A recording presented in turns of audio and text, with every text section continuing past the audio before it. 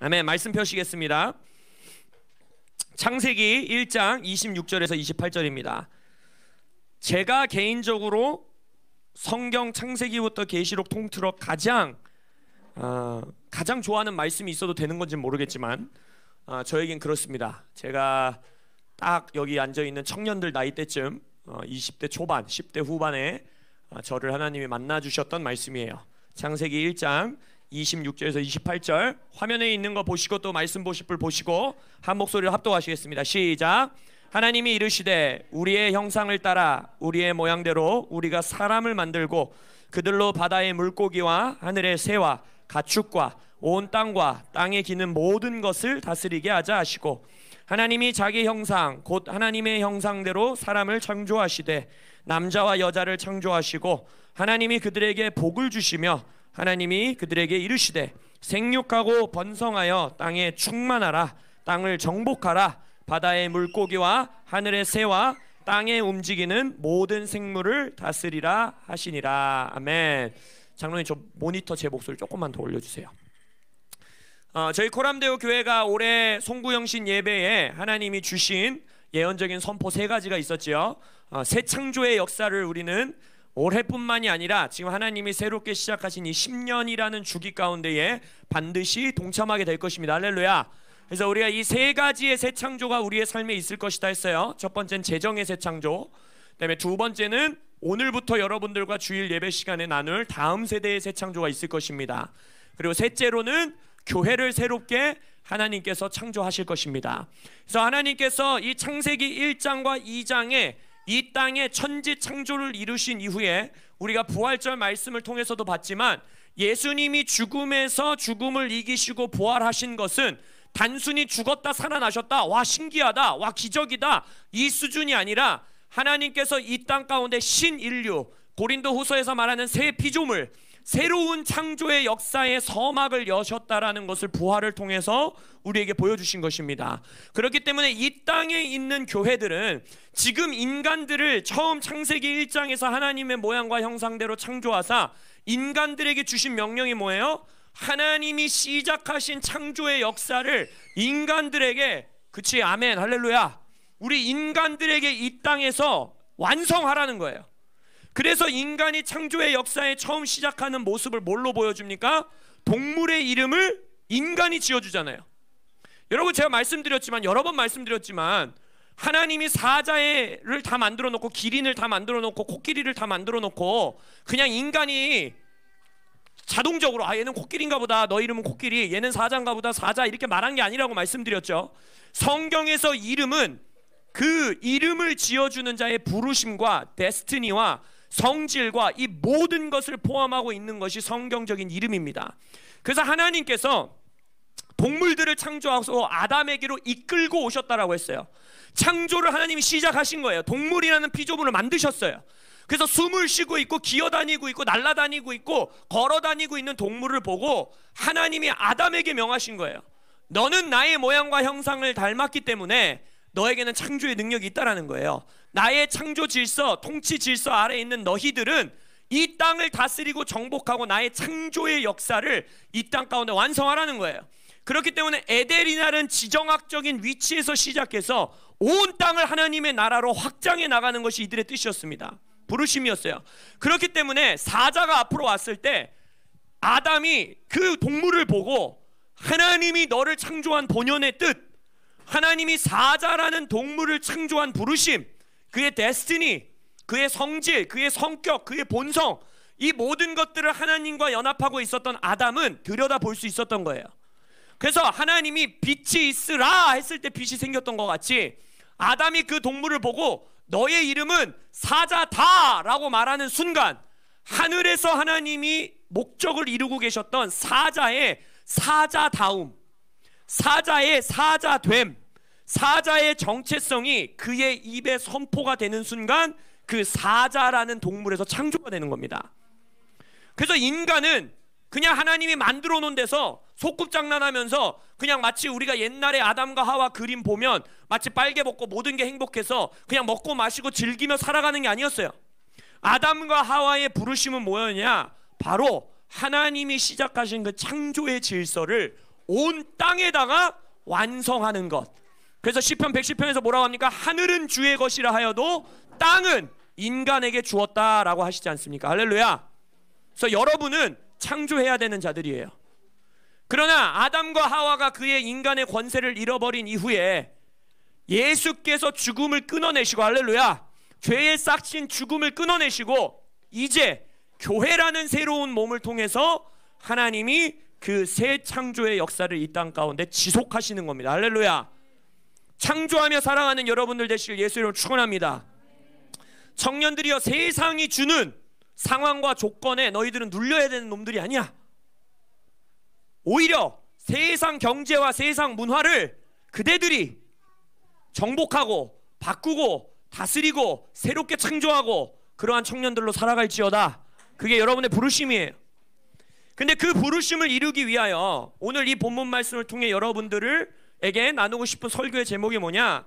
가정의 회복, 인간 창조 목적의 시작이라는 겁니다. 우리가 이번 주부터 이제 다음 세대의 새 창조에 대해서 여러분들과 나눌 것인데, 여러분들은 이 땅에서 정복하고 다스려야 되는 사람들인데 그 시작이 어디서 이루어지느냐?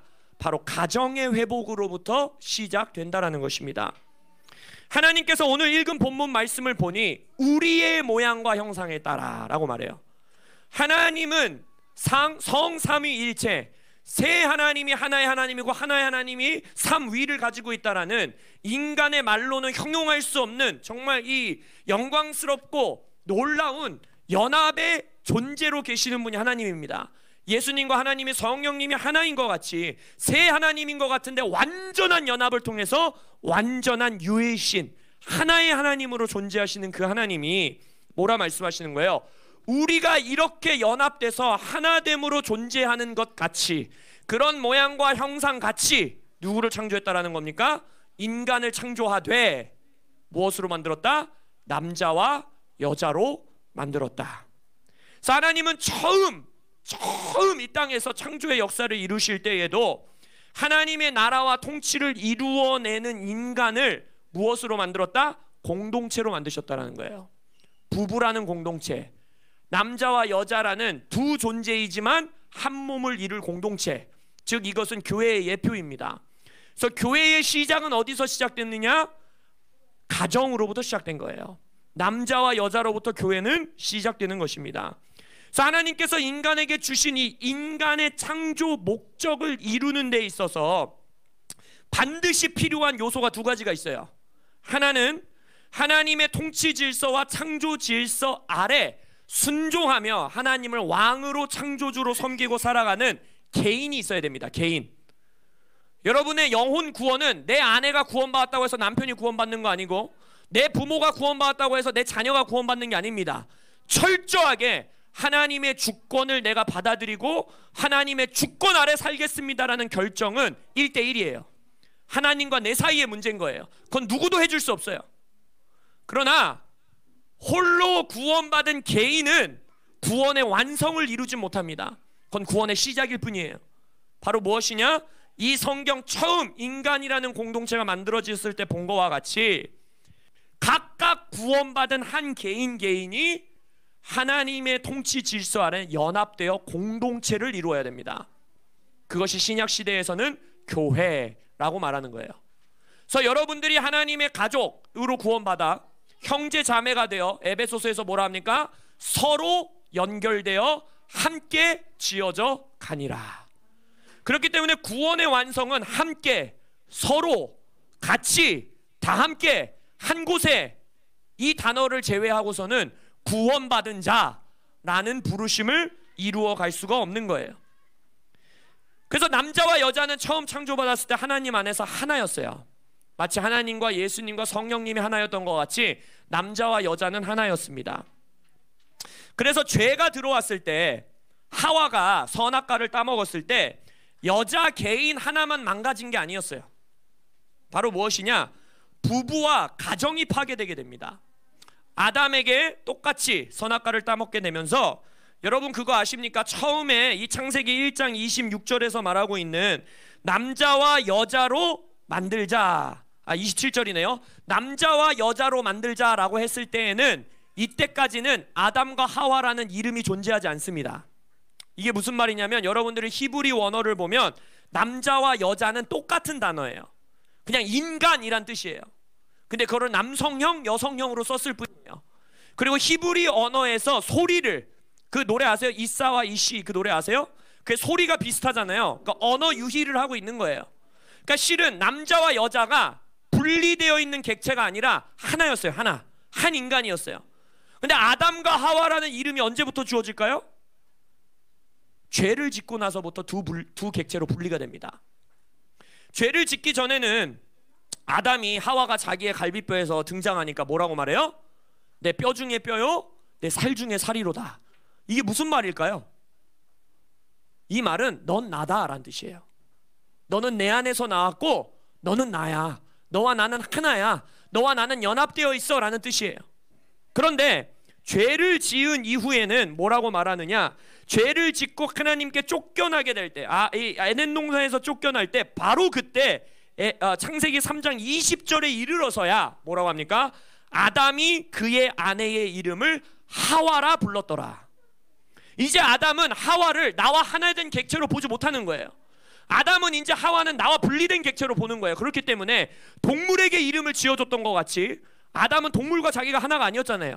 동물은 자기가 분리되어 있는 존재였잖아요. 동일하게 아내를 보면서 이제 너는 나와 하나가 아니다.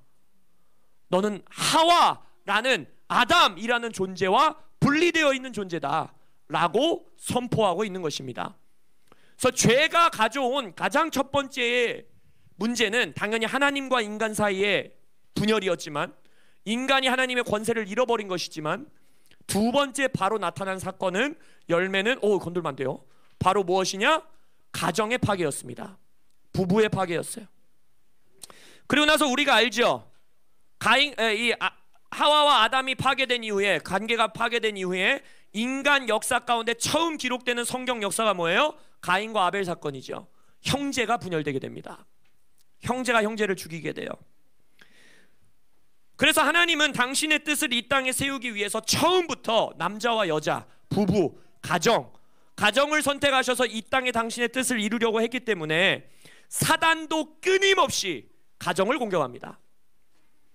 하와를 속여서 부부관계를, 선악과를 따먹게 함으로써 부부관계를 깨뜨리고, 가인과 아벨에서 볼 수 있는 것처럼 형제를 깨뜨리고, 그리고 창세기 6장에 가서 네피림 사건은 무엇입니까? 원래 하나님께서 계획하신 가정이 형성되고 가정이 만들어지는 질서를 파괴합니다. 그리고 나서 무엇이 태어납니까? 네피림이라는 가정이 왜곡되고 창조 질서에서 벗어난 가정들이 나타나는 거예요.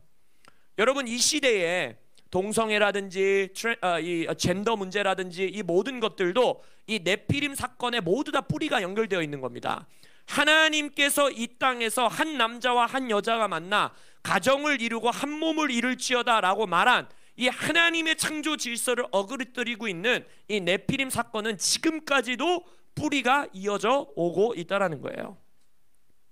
그러다 보니까 하나님께서는 아담과 하와가 죄를 짓고 가정이 무너진 이후 바로 그 다음부터 가정, 세대, 부모와 자녀, 이들을 회복시키는 하나님의 역사를 곧바로 시작하십니다. 성경에서 본인을 누구로 소개하십니까? 나는 아브라함과 이삭과 야곱의 하나님이라.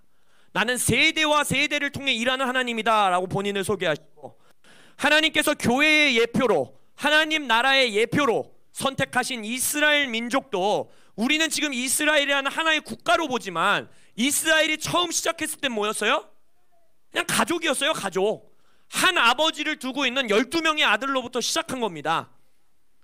그래서 가정을 선택하셔서, 가문을 선택하셔서 하나님께서 하나님의 나라를 시작하시는 거예요. 그래서 성경에서 보면 알겠지만 한 가족이지만 또 각각 형제, 각각의 가정, 각각의 지파에 하나님이 어떻게 해요? 부르심을 주시고, 유업을 주시고, 예언을 주시고, 데스티니를 주시고, 여러분 가정 하나하나에 부르심이 있음을 예수의 이름으로 선포합니다. 여러분의 가문 한 가문 한 가문에 하나님의 부르심이 있음을 예수의 이름으로 선포합니다. 그리고 성경에서 여호수아는 뭐라고 합니까? 하나님을 섬길지 다른 신을 섬길지 우왕좌왕하고 있는 죄악 가운데 무너지고 있는 이스라엘 백성들을 향해 뭐라고 선포해요? 나와 내 가문은 여호와만을 섬기겠다. 너와 너의 가문은 누구를 섬기겠는지 오늘 선택하라 라고 말하지요. 성경에 또 등장하는 슬로브앗의 딸들은 어떠합니까? 여러분, 성경은요 뭐 이 시대에 막 여러 가지 페미니즘이라든지 여러 사상들이 이 성경이 남성 우월주의고 남성 중심적이고 여성들을 억압하고 있다라고 말하고 있지만 정말 너무 무식한 소리예요. 이 슬로브앗의 딸들의 사건을 보십시오. 그 시대에 여자는요 정말 가축과 같은 존재였습니다. 그때 당시 중동 사회에서 서로 정복 정쟁을 일으키고 땅을 정복했어야 되는 이때에 자신의 아내는요 물건과 같은 존재였어요. 발언권이 없었어요. 그런데 하나님은 이 슬로브앗의 딸들을 보세요. 나의 아버지에게 유업을 주시지 않았습니까? 나의 가정과 가문에게 유업을 주시지 않았습니까? 그런데 우리가 지금 아들이 다 죽었다라는 이유 때문에, 남성이 다 죽었다라는 이유 때문에 어찌 우리가 하나님이 우리 가문에게 주신 유업을 잃어버리겠습니까? 라고 모세 앞에서 말하는 거예요. 탑 리더 앞에서. 그걸 듣고 모세와 하나님이 뭐라고 말합니까? 저 딸들의 말이 옳다. 할렐루야. 그래서 이것은 어줍지 않은 페미니스트들의 논리가 설 자리가 없어요. 또 이것을 보고 어떤 또 극단의 사상들이 나오냐. 이거 봐라, 여자가 리더가 돼야 된다, 여자가 다 이렇게 말하지 않냐, 막 남자를 리더로 두면 안 된다. 그것도 무식한 소리예요. 왜 그렇습니까? 이 슬로브앗의 딸들이 자신의 권리를 찾기 위해서 자신의 목소리를 냅니까? 왜 나한텐 땅 안 줘? 왜 난 뭐 안 줘? 지금 남자랑 여자 차별하는 거야, 이런 말이에요? 그렇지 않아요. 이들의 주장은 뭐였습니까? 내 아버지의 유업을 내가 이어받겠다라는 거예요. 내 가문의 유업을 내가 이어받아야 된다라는 거예요. 이들은 철저하게 하나님의 질서 안에서 말하고 있다라는 것입니다. 신약 시대로 넘어가 볼까요? 예수님은 자신의 하나님을 누구라고 소개하십니까? 나의 아버지라, 가정의 모습으로 소개하시죠. 그래서 교회는 우리가 누구 형제님, 누구 자매님, 이거는 낯간지러운 소리가 아닙니다. 이것은 영광스러운 호칭이에요. 실은 장로님, 권사님, 목사님, 전도사님 이런 거보다 서로 형제 자매라고 불러야 돼요. 이게 진정한 교회의 모습입니다. 할렐루야. 우리는 형제 자매가 됐습니다. 할렐루야. 그래서 제가 김동서 집사를 원래 형 이렇게 불러야 돼요. 형님 이렇게. 그게 한 가족이라는 뜻이에요. 할렐루야.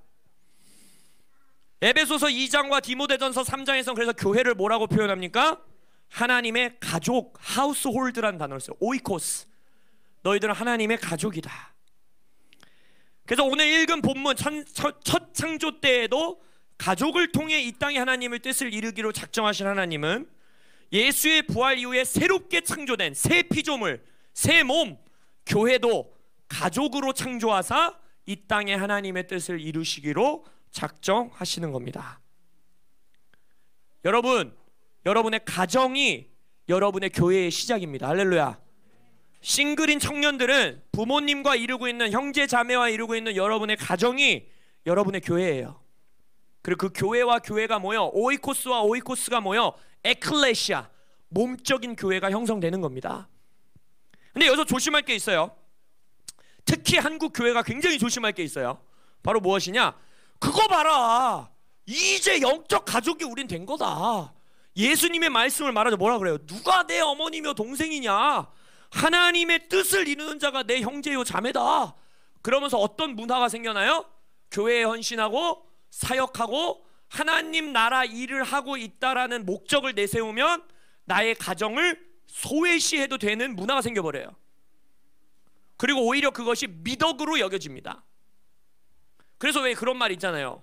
PK들은 도 아니면 뭐다, 막 이런 말 있잖아요. 목사님 자녀들은 도 아니면 뭐다, 엄청 상처에 쩔어 있거나 아니면 막 엄청 막 부흥의 자녀거나 둘 중에 하나다. 그게 웃을 수 없는 얘기거든요. 실은 목회자가 교회라는 이름으로, 이게 근데 목회자만 그렇습니까? 뭐 교회에 그런 말들 많이 듣지 않으세요? 뭐 집사님, 권사님, 장로님, 아이들은 마치 내평기 친 것 같이. 그래서 너무 슬픈 일들이 뭐예요?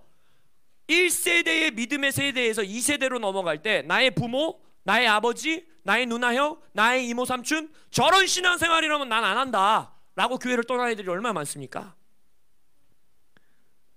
이걸 반드시 아셔야 돼요.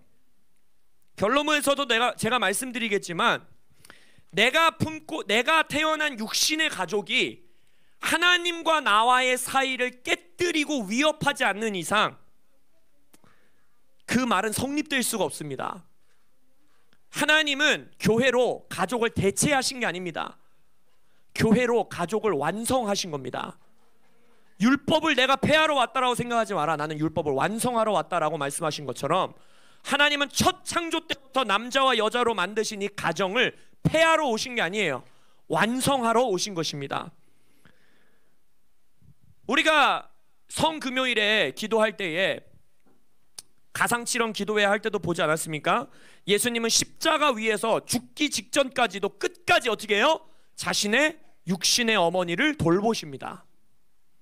가정을 지키시는 거예요. 구약의 십계명에 부모를 공경하라는 명령이 신약에 넘어와서 끊어집니까?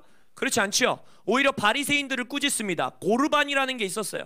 바리새인들이 내가 교회에 헌신했고, 그때는 뭐 교회가 아니었지만 회당이었지만 아무튼 우리로 말하자면 교회예요. 그게 내가 교회에 11조 했고 교회에 헌금했고 교회에 헌신했으니까 내 부모에게 내가 용돈 드리고 내 부모를 먹여 살리고 내 부모를 돌보는 일은 내가 안 해도 하나님은 이미 나를 받아주셨다라는 신학이 있었어요. 그 예수님이 뭐라 합니까? 그들을 꾸짖죠. 네 부모를 돌보지 않는 것에 대해서. 세 번째, 성경에선 또 뭐라고 합니까? 고아와 과부를 돌보도록 하나님은 명령하셨지만, 신약 교회에 넘어와서도 과부가 그 교회에 있을 때 그 과부의 자녀들이 있다면, 손자들이 있다면, 그 과부의 육적인 가족, 형제 자매가 아직 남아 있다면 그들이 그를 먼저 돌보게 하라 한다는 거예요.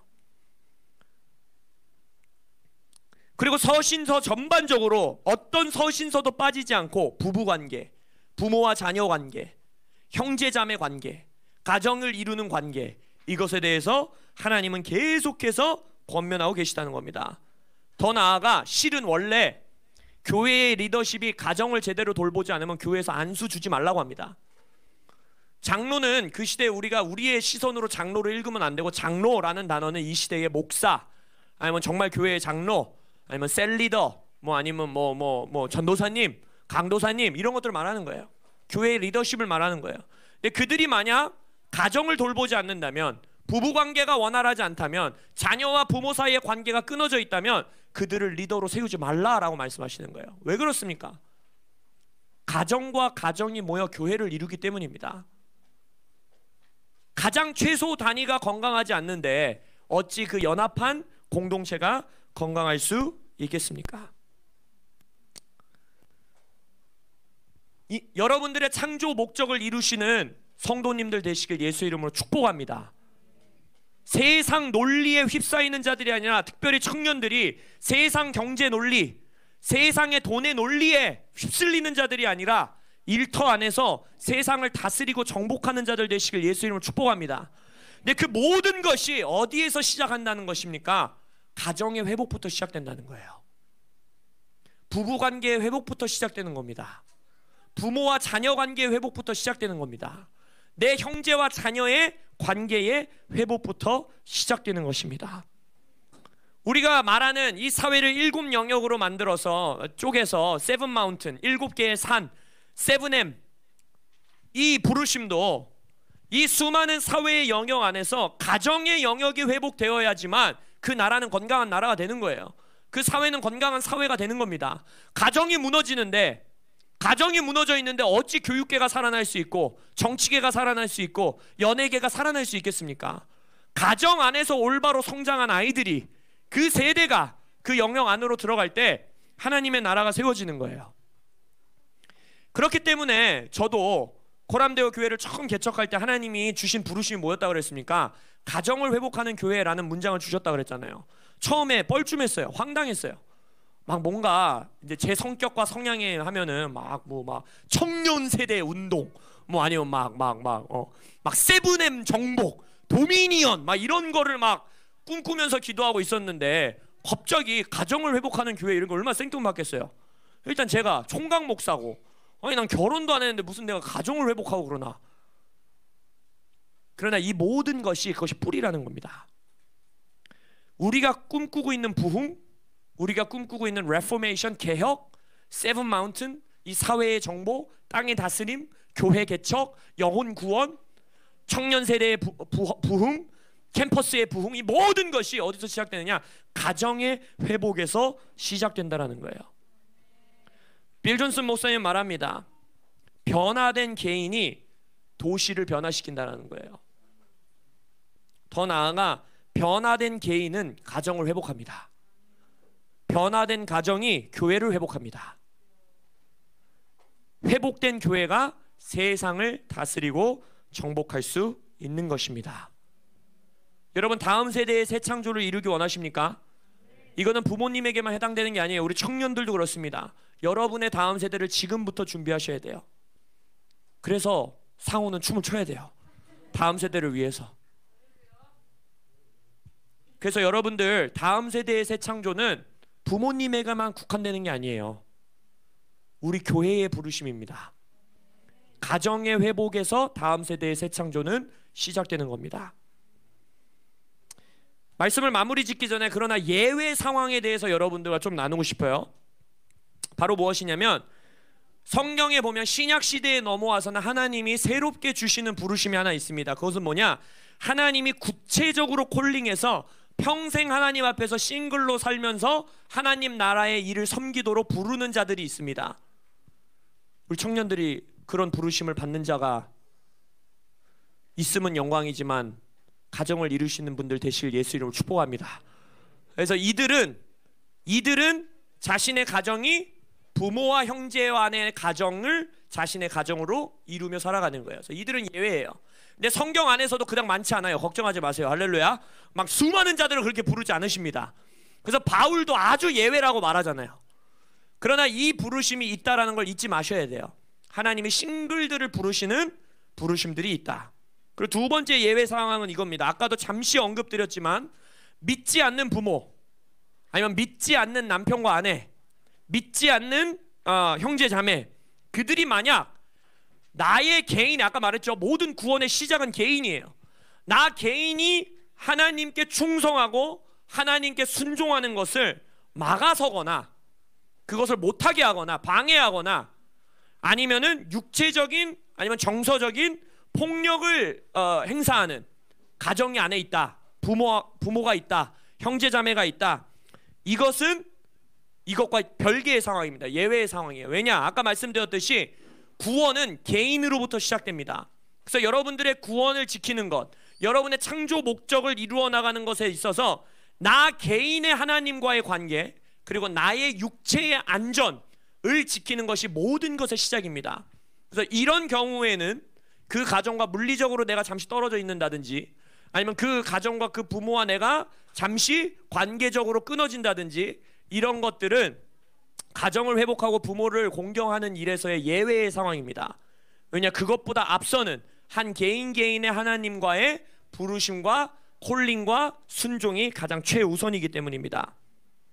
근데 그 말과 동시에 여러분들에게 제가 선포하기 원하는 것은, 그리스도 안에서, 그리스도의 부활 능력 안에서 회복될 수 없는 가정은 존재하지 않음을 예수 이름으로 선포합니다. 하나님 안에서 회복되고 치유될 수 없는 수준까지 망가지고 깨어진 부부관계, 형제자매 관계, 부모 관계는 존재하지 않음을 예수의 이름으로 선포합니다. 이걸 믿으셔야 돼요. 그래서 여러분이 물리적으로 나의 안전을 위해서 떨어져 지내는 시간이 있고 관계적으로 잠시 떨어져 있는 시간이 있을 수 있다 하더라도, 내 가정, 내 부모, 내 자녀, 그들의 구원과 회복을 위해서 예수 안에서 기도하셔야 합니다. 반드시 하나님은 역사하십니다. 고린도전서 7장에서도 뭐라 합니까? 믿지 않는 남편과 살고 있느냐? 믿지 않는 아내와 살고 있느냐? 그러면서 뭐라 그래요? 이혼을 요구하는 상황이 와서 이혼을 할 수밖에 없는 상황일 때에는 그 부부 사이에는 이혼을 해도 된다라는 거예요. 그러나 그 뒤에 이어서 바로 바울이 뭐라고 말하는 거예요? 그럼에도 불구하고 믿는 너로 인하여 너의 아내와 남편, 너의 자녀들이 구원에 이를 수 있음을 신뢰하라는 거예요. 할렐루야. 믿으라는 겁니다. 가정의 회복은 예수 안에서 이루어질 수 있는 거예요. 성경 곳곳에서 하나님이 한 사람을 구원하시고 한 가문을 구원하셔서 놀라운 구원의 역사를 이루는 게 너무나 많이 등장한다는 거예요. 노아 보세요. 노아 한 사람의 구원을 통해서 인류의 역사가 구원받지 않습니까? 한 가정을 통해 하나님이 인류의 역사를 이어가시잖아요. 라합을 보세요. 한 사람의 순종으로 그녀의 가문이 삽니다. 바울과 실라의 감옥장, 간수장을 보세요. 간수장 한 명이 구원받음으로써 그 가정 전체가 구원받습니다. 고넬료를 보세요. 고넬료 한 사람이 구원받음으로써 어떤 일이 일어나요? 그 가문이 다 구원받는 일이 있는다는 거예요. 할렐루야. 나 한 사람의 구원이 있다면 나의 가정에 반드시 일하실 하나님을 신뢰하시기 바랍니다.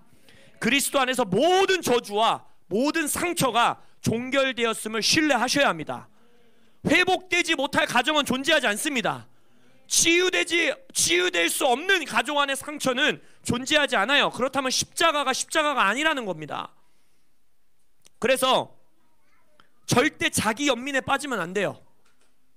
여러분의 상황이 야 네가 말하는 것보다 별로 어려운 거 아니야, 그게 무슨 어려운 거, 이런 말이 아니라 예수님 앞에서는 자기 연민이 있을 수가 없는 겁니다.